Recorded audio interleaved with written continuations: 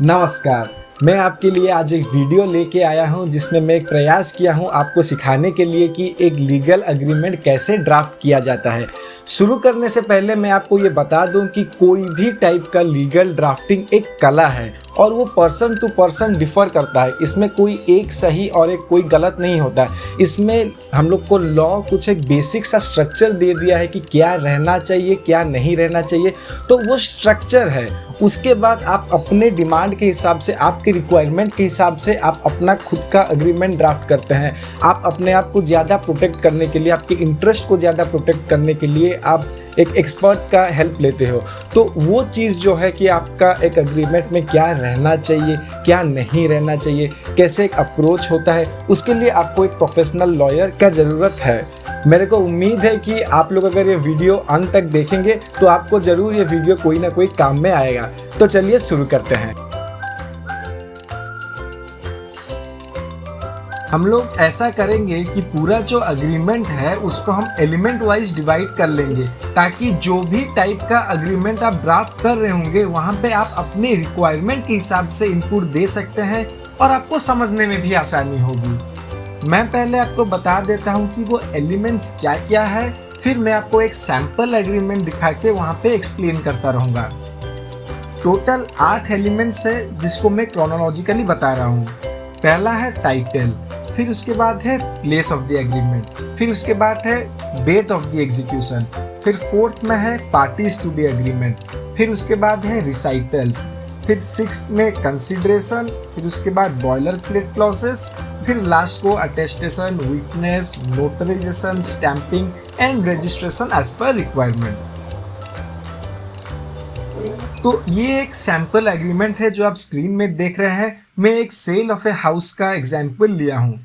जो पहला एलिमेंट था टाइटल, वो ये agreement for sale of a house है।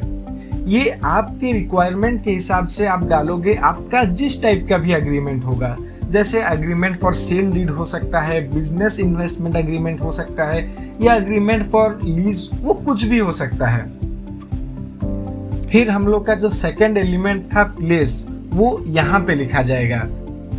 यहाँ पे सिटी का नाम यूजुअली डाला जाता है। ज़्यादा क्लैरिटी के लिए सिटी नेम के बाद आप स्टेट का नेम भी मेंशन कर सकते हैं। फिर हम लोग का जो थर्ड एलिमेंट था डेट, वो यहाँ पे लिखा जाएगा। यहाँ पे डेट को प्रॉपर वे में लिखा जाता है, जैसे कि कंफ्यूजन ना हो।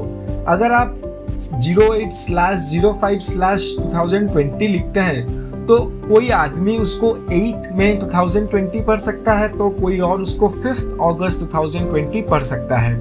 इसीलिए डेट को हम लोग कुछ ऐसे लिखते हैं, 5th day of August 2020। फिर यहाँ पे आएगा आपका पहला पार्टी का नाम और उसका एड्रेस, और फिर यहाँ आएगा सेकंड पार्टी का नाम और फिर उसका एड्रेस। तो अभी तक हम 8 में से 4 एलिमेंट कवर कर लिए हैं, टाइटल, प्लेस, डेट और parties to the agreement. Next हम लोग को रिसाइटल्स, कंसिडरेशन और बॉयलर प्लेट क्लॉजेस को कवर करना है, जो main body of the agreement में आता है। तो पहला आता है रिसाइटल्स। रिसाइटल्स यूजुअली वेराज से शुरू होता है। यहाँ पे हम लोग एग्रीमेंट के बैकग्राउंड के बारे में लिखते हैं। जैसे कि ये सैंपल में हम लोग बैकग्राउंड में लिखे हैं कि ये जो घर को सेल कर रहे हैं उनके पास घर का कंप्लीट ओनरशिप है और वो घर का पोजीशन भी उनके पास है। अगर यहाँ पे मतलब मान लीजिए कुछ और केस होता है जहाँ पे कि ये फैमिली प्रॉपर्टी होता है, तो यहाँ पे हम लोग सारे मेंबर्स का नाम लिख लेते हैं। तो मतलब बैकग्राउंड में जो भी आएगा।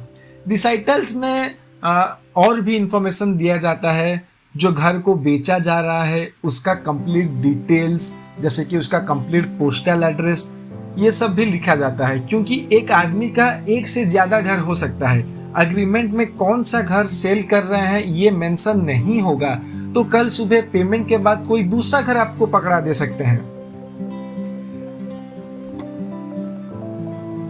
उसके बाद घर को मॉर्गेज करके कोई लोन लिया गया है या कोई एनकम्ब्रेंसेस बाकी है, वो भी एग्रीमेंट में क्लैरिटी के लिए डाला जाता है। बेसिकली एग्रीमेंट का जो मेन थीम होता है उसका बैकग्राउंड के बारे में रिसाइटल्स में लिखा जाता है। फिर आएगा हम लोग का सिक्स्थ एलिमेंट कंसीडरेशन। यहाँ पे अग्रीमेंट का जितना भी पैसे से रिलेटेड इश्यूज होगा वो यहाँ पे मेंशन किया जाएगा, जैसे कि वो डील में कितना अमाउंट एडवांस दिया जाएगा, बाकी पेमेंट कैसे किया जाएगा, वो ईयरली होगा या हाफ ईयरली होगा या फिर मंथली होगा, पेमेंट में कोई डिफॉल्ट हुआ तो कितना % का इंटरेस्ट पे किया जाएगा। ये सब बातें पैसे का रिलेटेड सिक्स्थ एलिमेंट में कवर होता है। फिर हम लोग का लास्ट में आता है बॉयलर प्लेट क्लॉजेस। ये क्लॉज दोनों पार्टी के बीच में ज्यादा क्लैरिटी के लिए डाला जाता है, जिसमें कि dispute resolution, arbitration, governing law, indemnity clause, termination या फिर फोर्स मेजर जैसे क्लॉजेस को इंक्लूड किया जाता है। बॉयलर प्लेट क्लॉजेस कंपलसरी नहीं है एक एग्रीमेंट में ड्राफ्ट करना, लेकिन ये फ्यूचर कॉन्फ्लिक्ट्स को सिंप्लीफाइड वे में रिजॉल्व करने के लिए स्टार्टिंग से ही एग्रीमेंट में इंक्लूड कर दिया जाता है। ये एलिमेंट में एक एक्सपीरियंस ड्राफ्ट्समैन का स्किल पता चलता है। यहाँ पे लॉयर्स अपने एक्सपीरियंस से अपने क्लाइंट्स के लिए फ्यूचर प्रॉब्लम्स एंटिसिपेट करके पहले से उनके क्लाइंट्स के इंटरेस्ट को प्रोटेक्ट कर लेते हैं। मैं कुछ बेसिक बॉयलर प्लेट क्लॉजेस के बारे में आपको बताता हूँ। पहला है आर्बिट्रेशन क्लॉज। ये क्लॉज पार्टीज के अंदर कोई भी डिस्प्यूट अराइज होने से यूज होता है। ये क्लॉज में कहाँ पे और कैसे आर्बिट्रेशन होगा, कौन आर्बिट्रेशन करेगा, वो सब डाला जाता है। देखिए, ये एक एग्रीमेंट में डालना है कंपलसरी नहीं है, लेकिन आप इसको डालते हैं ताकि फ्यूचर में अगर कोई कुछ प्रॉब्लम होता है तब आपके पास एक रियल सोल्यूशन होगा। देखिए, ये एक एग्जाम्पल क्लॉज है। Any claim, dispute or difference relating to or arising out of this agreement shall be referred to the arbitration of a sole arbitrator। यहाँ ये बोला गया कि फ्यूचर में कोई डिस्प्यूट अराइज होने से हम लोग आर्बिट्रेशन से ही डिस्प्यूट रिजॉल्व करेंगे और आर्बिट्रेशन में एक आर्बिट्रेटर होंगे। The arbitration shall be subject to the Arbitration and Conciliation Act 1996 as may be amended from time to time। यहाँ पे हम लोग क्लियर कर लिए कि कौन से लॉ के हिसाब से आर्बिट्रेशन किया जाएगा। फिर लिखे हैं the Delhi international arbitration centre will appoint the sole arbitrator and will conduct the arbitration in accordance with its rules for conduct of arbitration proceedings then in force and applicable to the proceeding. The seat and venue of the arbitration shall be New Delhi. The proceeding shall be undertaken in English. यहाँ हम लोग fix कर दिए हैं कि कौन से arbitration centre में हम लोग डिस्प्यूट रिजॉल्व करेंगे और उसका लोकेशन और लैंग्वेज क्या होगा। फिर लास्ट में हम लोग लिखे हैं कि the arbitration award should be final and binding on the parties.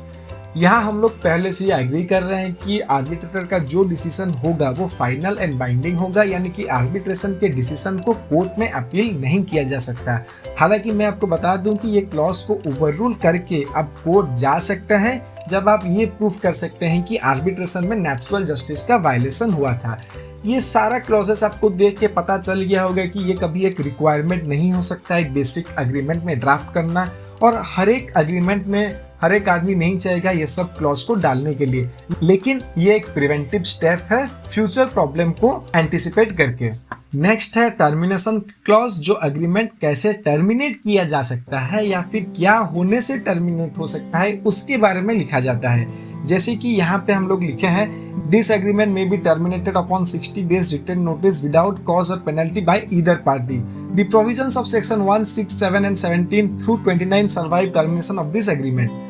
यहाँ पे बेसिकली ये लिखा गया है कि ये एग्रीमेंट 60 डेज नोटिस से दोनों पार्टी एग्रीमेंट को खत्म कर सकते हैं और उसके लिए कोई पेनल्टी नहीं देना पड़ेगा। कंडीशन बस एक है कि 60 दिन का रिटर्न नोटिस देना पड़ेगा। और जो दूसरा पॉइंट है वो ये बोलता है कि मान लीजिए कि आपका एग्रीमेंट में 50 सेक्शंस थे जिसमें आप अलग अलग चीज को कवर किए थे, और आप एग्रीमेंट के स्टार्टिंग से ही ये म्यूचुअली एग्री कर रहे हैं कि एग्रीमेंट कभी टर्मिनेट हो जाने से कुछ टर्म्स फिर भी एनफोर्स रहेंगे। जैसे कि मान लीजिए एक पार्टनरशिप एग्रीमेंट था ए और बी का, जिसमें ए अपना लैंड दिया था फैक्ट्री सेटअप करने के लिए, उसके लिए 1 लाख रुपीस चार्ज कर रहा है, पर A and B overall business में पार्टनर्स भी हैं। तो सेकंड पॉइंट हम लोग ये बोल रहे हैं कि अगर भी कल पार्टनरशिप एंड हो जाए फिर भी वो लैंड जो ए का यूज हो रहा है, बी का फर्म अभी भी उसको यूज कर सकता है। नेक्स्ट है फोर्स मेजर क्लॉज। ये क्लॉज तभी लागू होता है जब गवर्नमेंट या अप्रोप्रिएट अथॉरिटी फोर्स मेजर एक जुरिस्डिक्शन में लागू करता है। इसको ऐसे लिखा जाता है, In the event that any force major event occurs, this agreement shall suspend automatically until such force major event terminates, and the term of this agreement shall be postponed accordingly. The party affected by a force major event could be exempted from obligation. यहाँ पे simply हमने ये बोल दिया कि force major लागू होने से जो पार्टी अफेक्ट हुआ है उसको अपना पार्ट का काम करने से छूट मिल जाएगी जब तक फोर्स मेजर का इवेंट खत्म नहीं हो जाता। नेक्स्ट है इंडेमनिटी क्लॉज, यानी कि कंपेंसेशन के बारे में लिखा जाता है। यहाँ पे इसको कुछ ऐसा लिखा जाता है, each party shall indemnify the other party from any and all claims, causes of action, suits, damages और demands whatsoever arising out of any breach of this agreement by the indemnifying party. यहाँ पे हम लोग ये लिखे हैं कि अगर कोई पार्टी एग्रीमेंट का उल्लंघन करता है तो वो पार्टी जिसने उल्लंघन किया वो दूसरे पार्टी को सारे डैमेजेस और लॉस के लिए पे करेगा। और फिर हर एग्रीमेंट के एंड में नीचे लास्ट को दोनों पार्टी का सिग्नेचर लिया जाता है और फिर यहाँ पे एग्रीमेंट का एंड हो जाता है। ये सब हो जाने के बाद मैं आपको थोड़ा बेसिक बता देता हूँ कि कौन सा एग्रीमेंट में अटेस्टेशन, नोटराइजेशन, स्टैंपिंग या रजिस्ट्रेशन का जरूरत होता है। सबसे पहले जानते हैं रजिस्ट्रेशन के बारे में। इमूवेबल प्रॉपर्टी जैसे कि sale deed, gift deed, lease agreement जो 1 साल से ज्यादा का है उसमें रजिस्ट्रेशन जरूरी होता है। मूवेबल प्रॉपर्टी जिसका वैल्यू 100 या फिर 100 से ज्यादा है उसका भी रजिस्ट्रेशन जरूरी होता है। फिर देखते हैं स्टैम्प पेपर के बारे में, उसका जरूरत कहाँ पड़ता है। पहला है पावर ऑफ अटॉर्नी में, जिसमें सारे पावर्स मिलते हैं सिवाय power to sell of property का। फिर उनकी ज़रूरत पड़ती है। फिर स्टाम्प पेपर का ज़रूरत पड़ती है डेवलपमेंट एग्रीमेंट में। उसके बाद एग्रीमेंट ऑफ सेल में जो कि दिया गया होता है एक लैंड ओनर से डेवलपर को। फिर स्टैम्प पेपर का ज़रूरत होता है लीज एग्रीमेंट में। उसके बाद है lease deed for less than 1 year का। नेक्स्ट देखते हैं हम लोग अटेस्टेशन के बारे में। अटेस्टेशन मोस्टली 3 टाइप के एग्रीमेंट में ज़रूरी होती है। पहला है शेयर होल्डर एग्रीमेंट में, दूसरा है नॉन डिस्क्लोजर एग्रीमेंट में और तीसरा है आर्बिट्रेशन एग्रीमेंट में। फिर हमारा है विटनेस और सिग्नेचर। विल्स एक्ट 1953 विल बनाने के लिए विटनेस कंपलसरी रिक्वायरमेंट बनाए हैं। Alienation of land act 1981 sale of immovable property के लिए विटनेस कंपलसरी रिक्वायरमेंट रखा है। Bills of exchange act 1964 bills exchange करने के लिए विटनेस का कंपलसरी रिक्वायरमेंट रखा है। फिर आखिरी है हमारा नोटराइजेशन। मैं आपको बता दूं कि एक कॉन्ट्रैक्ट को नोटराइज करना जरूरी नहीं होता है क्योंकि एक sign contract already legally binding होता है।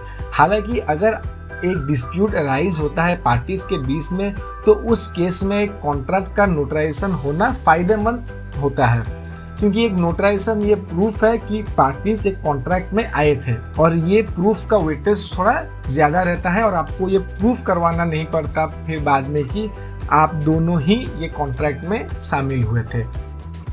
अगर आपको ये वीडियो पसंद आया तो मेरा हौसला बढ़ाने के लिए आप इसको लाइक, शेयर और सब्सक्राइब जरूर करें। धन्यवाद।